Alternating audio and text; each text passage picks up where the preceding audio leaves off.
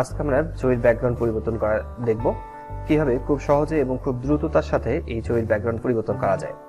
তো এটা খুব দ্রুত এবং কয়েক মিনিটের মধ্যে 2-1 মিনিটের মধ্যে এটা ব্যাকগ্রাউন্ড পরিবর্তন করে নেওয়ার জন্য আমরা আজকে যে টুলসটা ব্যবহার করব সেটা হচ্ছে চ্যানেল মাস্কিং। এই চ্যানেল মাস্কিং ব্যবহার করে এই ব্যাকগ্রাউন্ড পরিবর্তন করব। তো চলুন দেখে নেওয়া যাক চ্যানেল মাস্কিং এর কাজ। তো চ্যানেলে প্রথমে ক্লিক করব। আর একটি বিষয় বলে রাখি, চ্যানেল কথাটা যদি আপনাদের এই কম্পিউটারে না থাকে সেই ক্ষেত্রে আপনারা উইন্ডোতে ক্লিক করবেন। উইন্ডোতে ক্লিক করার পর চ্যানেলে ক্লিক করলে এই চ্যানেল মাস্কিং কথাটা এখানে আসবে।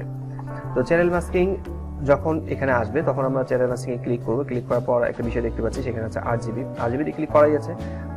রেডে ক্লিক করলে কালার পরিবর্তন হচ্ছে, গ্রিনে ক্লিক করলে কালার পরিবর্তন হবে, ব্লুতে ক্লিক করলে কালার পরিবর্তন হবে।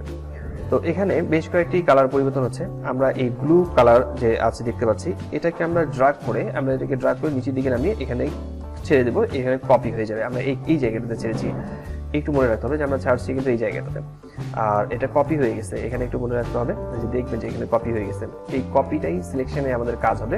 আমরা এখানে ক্লিক করে রাখলাম। এরপর আমরা কালো অংশ এবং সাদা অংশের মধ্যে একটু পার্থক্য তৈরি করব। কিবোর্ড থেকে কন্ট্রোল চেপে ধরে এল চাপ দেবো, যে ডায়লগ বক্সটি আসছে এখান থেকে আমরা বাম দিক থেকে ডান দিকে মুভ করলে এই কালো অংশ যেগুলো আছে সেগুলো কালো হতে থাকবে। আবার ডান দিক থেকে বাম দিকে সরালে সাদা অংশ যেগুলো আছে সেগুলো সব সাদা হতে থাকবে। তো এটাকে আমাদেরকে অ্যাডজাস্ট করে নিতে হবে যে আসলে আমাদের এই কালো অংশ কতটুকু থাকবে এবং সাদা অংশ কতটুকু থাকবে।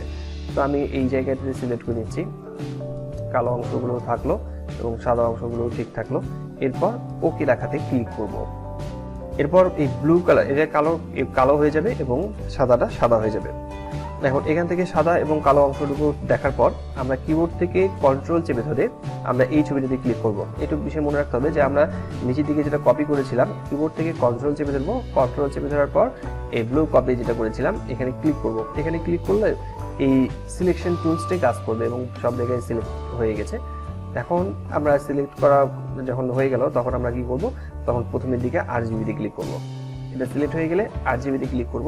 আরজিবিতে ক্লিক করার পর আমাদেরকে লেয়ারসে ক্লিক করতে হবে। এই লেয়ারসে ক্লিক করলে এখানে ব্যাকগ্রাউন্ডটা চলে আসছে। ব্যাকগ্রাউন্ডটা আমরা এখানে দেখতে পাচ্ছি। এরপরে কাজ হচ্ছে কিবোর্ড থেকে অল্টার প্রেস করে আমাদেরকে এই অ্যাড মার্কস লেখাতে ক্লিক করতে হবে।